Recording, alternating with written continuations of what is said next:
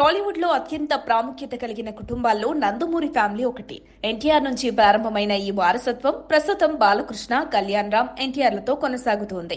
ఇప్పుడు ఈ కుటుంబం నుంచి మూడో తరం హీరోలు సినీ రంగ ప్రవేశానికి సిద్ధమవుతున్నారు.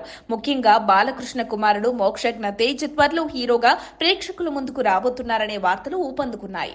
ఇటీవల మోక్షజ్ఞ యొక్క కొత్త లుక్ సోషల్ మీడియాలో హల్చల్ చేస్తుంది. దీంతో ఆయన త్వరలోనే వెండితెరపై చూడబోతున్నామనే ఊహాగానాలు మొదలయ్యాయి. అయితే కొన్ని అనివార్య కారణాల వల్ల ఆయన ఎంట్రీ ఆలస్యమవుతోందని తెలుస్తోంది.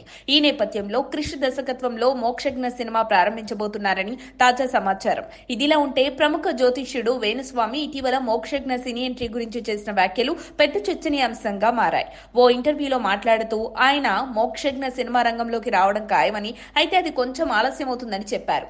సినీ రంగంలో ఆయనకు మంచి పేరు, గుర్తింపు వస్తుందని స్పష్టం చేశారు. కానీ రాజకీయాల్లో మాత్రం ఆయనకు అవకాశాలు కనిపించడం లేదని సంచలన వ్యాఖ్యలు చేశారు.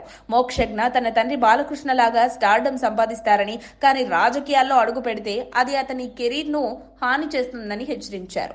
వేణుస్వామి చేసిన ఈ వ్యాఖ్యలు నందమూరి అభిమానుల మద్దతు పొందకపోవడంతో సోషల్ మీడియాలో తీవ్ర ప్రతిస్పందనలు వచ్చాయి.